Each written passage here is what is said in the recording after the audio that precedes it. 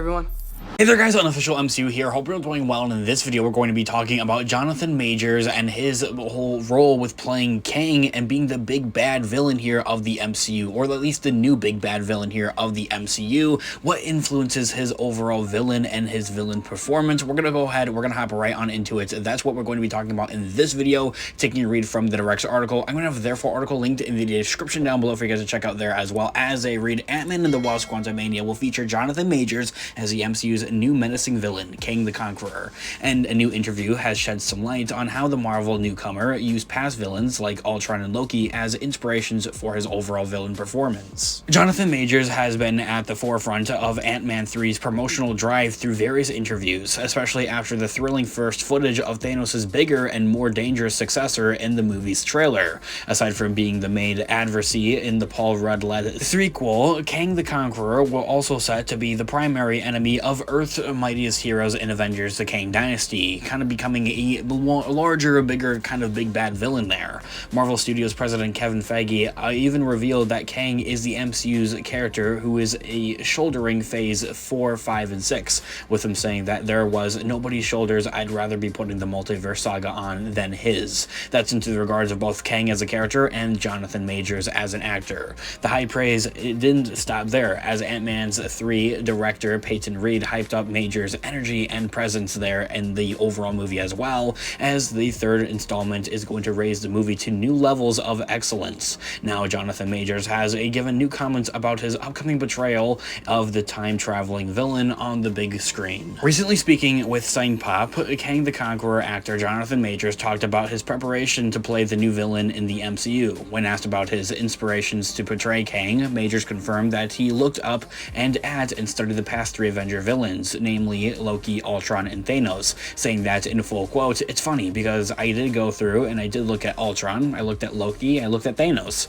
and I had an idea of, just for me, what I wanted to bring to the MCU through Kang, and there's a certain requirement that has to happen." The Devotion actor continued by sharing that he took some of the very interesting qualities of those 3 villains and put those into Kang's soup, saying that in full quote, "I think Ultron, Loki, and Thanos, I think those would be the quintessential baddies or anti-heroes. They all had very interesting qualities to them, and some of them shared qualities, which is just a necessity for taking up the mantle. And so once I took those out and put those into Kang's soup, I then looked at what is it that we need for this time period, because how old are you?" Ending the quote right there. And I think that pondering of how old are you comes into the question of how old is Kang, like as an overall villain and character here. We know that Thanos is like thousands and thousands of years. We know that Loki is thousands and thousands of years old, being a goddess there as well. However, as the article continues to say, Jonathan Majors then asked the interviewer about his age in relation to his comment about what this generation needs to be seeing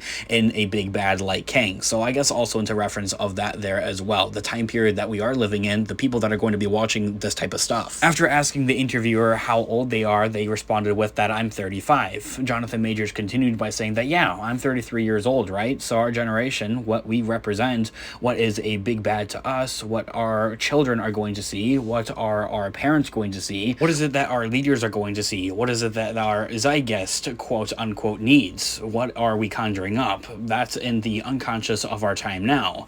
And Marvel has, in my opinion, the largest platform in entertainment right now, and so to bring the big bad has to represent so many things and has to be connected to so many things. So I read the newspaper, I looked at history books, I talked to people, and I look at my children, talk to my partner. What is it that we're afraid of in this time? What is it that's scaring us? Because Kang has to be, any big bad is a manifestation of our deepest insecurities as society. Ending that quote right there, seeing that Jonathan Majors came up with that like kind of like on the spot is powerful and really shows like how amazing this guy is. I think truly, like, this guy's smart, he's very talented, and so conjuring that up right there on the spot about what he wants to bring to this overall character of Kang, not just in Ant-Man and the Wasp: Quantumania, but to the rest of the MCU, the future of the MCU, kind of going forth and being that big bad villain that's going to be reappearing for the next couple of Avengers movies, and one of the biggest pieces of entertainment in the entirety of the world, is huge to say and huge to think about. I think is insane. However, as the article continues to say, on a related note, Marvel Studios president Kevin Feige previously addressed the difference between Kang and Thanos, describing Major's villain as totally different and unlike the Mad Titan.